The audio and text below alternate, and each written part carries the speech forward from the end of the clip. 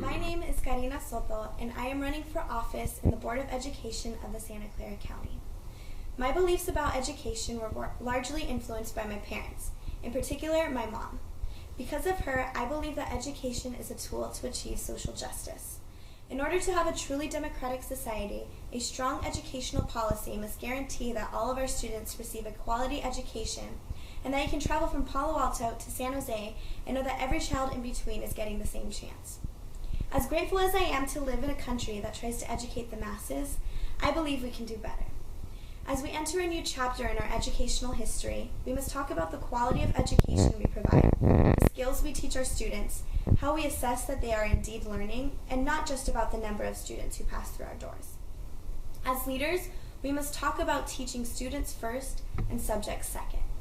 I believe that this simple shift in the conversation from teaching subjects to teaching students would address the issue of diversity and equity in the classroom. Using the definition of social justice, we must address our students as individuals, catering to what is suitable, fitting, and proper to them, and not treating everyone the same. As a leader, it is my responsibility to make sure these conversations take place, and most importantly, it is my responsibility to model these behaviors. My mother once told me that to be a leader, you must seek out people different from you, better than you, and work with them. Using this philosophy, I believe that schools are effective when their leaders are reflective, lifelong learners who foster and establish learning communities to best maximize learning for all students. Instruction, that is teaching and learning, occurs between teachers and students. No mandate from the top can ever impact that basic interaction, unless the teacher involved believes in the mandate and is willing to act on it. If we truly want to improve the quality of learning for all students, it will take much more than just mandating it and passing laws.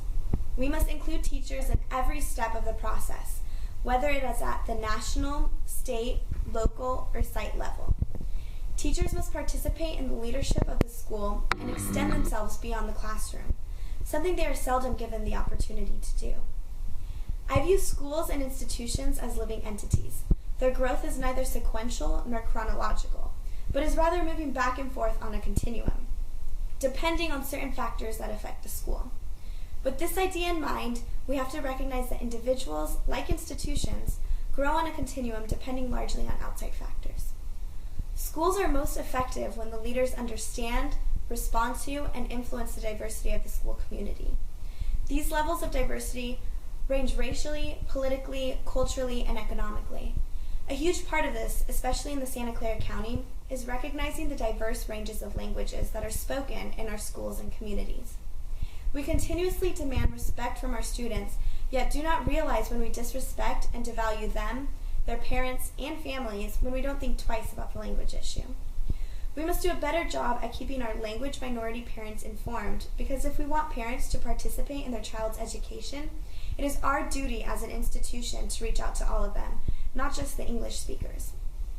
It is the responsibility of a school to focus its resources on those who need it most, whether it is special education, English language learners, advanced placement students, or underrepresented minorities. The most effective leader facilitates development, articulation, and implementation of a shared vision of learning. I agree with Linda Darling Hammond when she states in The Right to Learn that our definition of education should not be limited to education for democracy, but education as democracy. In a generous America, you do not have to be rich to achieve your potential, because success and promise are only measurements of opportunity. And I believe that it is time for our educational system to reflect that by providing our students with a more personal experience focused on giving them the opportunities to compete. Thank you.